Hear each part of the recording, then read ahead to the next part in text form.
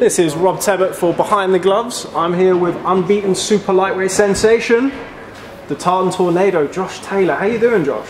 I'm good, I'm very good. How are you? I'm not bad, thank you, particularly after that nice story you just had to tell me. It was quite juicy, wasn't it? Yeah, it was alright.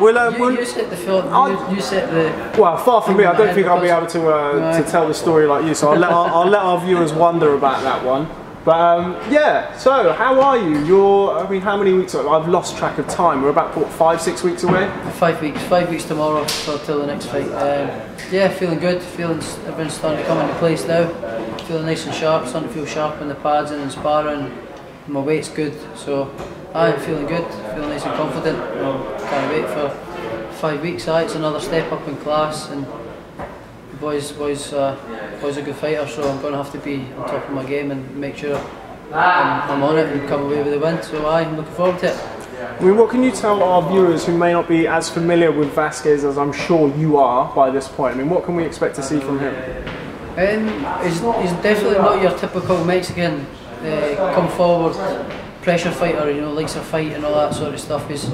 He's more of a mover who moves round the ring, does a lot of laps in the ring, boxes off his jab and his long counter punches, tries to sucker you in, and then every now and again he'll try and surprise you and jump in at you.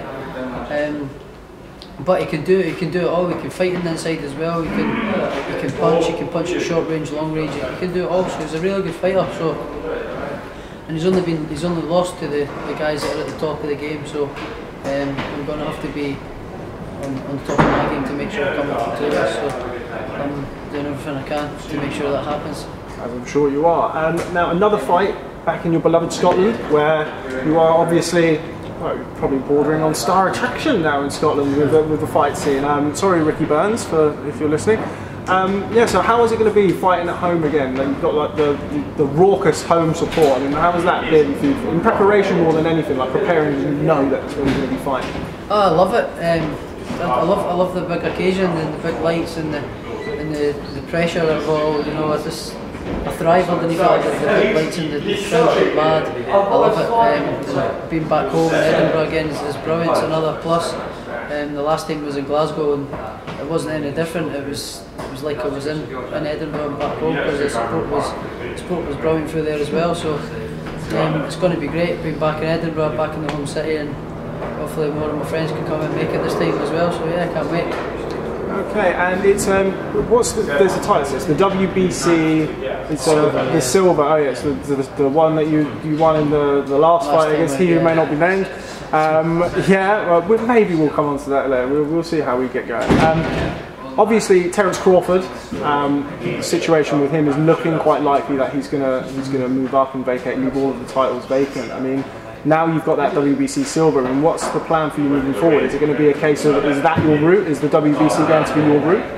I just leave that all to my team, to be honest. I think it could be go the WBC route, as I've got the silver belt. I'm quite highly ranked in the rankings, so I think that would be a sensible way to go. Obviously with Crawford, looks like he's going to move up and vacate, so the belts are going to come available, so I think it would be probably best to go for WBC if I'm so highly rated, so highly ranked in it. So yeah, it's going to be good. It's going to be an exciting 12 months for sure.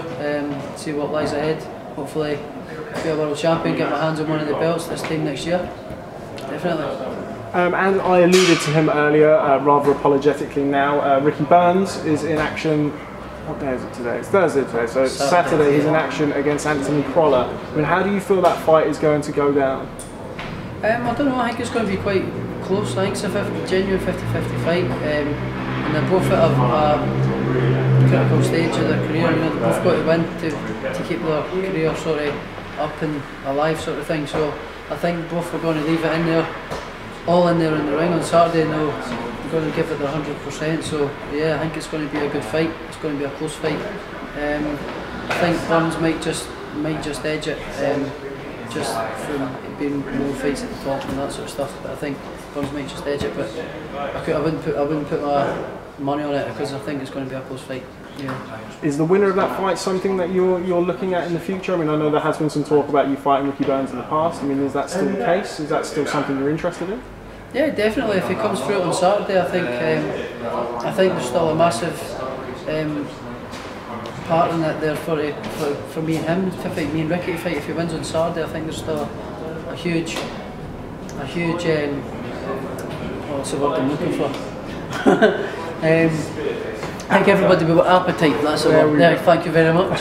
I have a huge appetite for it, because I think it would sell at any arena in Scotland, you know, East versus West and all that sort of stuff. I think it would be great, you know, with young versus a more experienced champion and all that sort of stuff. So yeah, I think it would be a great fight. If he comes through on Saturday, I think it would be definitely one that's appealing to me, and I would like to get the fight. Yeah, I think it would be great. Yeah. Okay, and just finally, I will touch upon it. The reason why I brought it up last is because if we don't want to talk about it, it's always easy to cut and edit. So, O'Hara Davis, your old friend O'Hara Davis, best buddy. Your best buddy O'Hara Davis, made his return to the ring last week. Did you catch the fight? What did you make of his performance? I saw it on the Sunday. Got the win, got the job done, so fair play. But I never seen anything different from what he's fought. His previous 16 contests, there's no changes, no adaptations, nothing. Exactly the same fighter as he was 16 fights ago. So I think I didn't see anything changed. I think if I was to fight him again, people were calling for the rematch against me and him.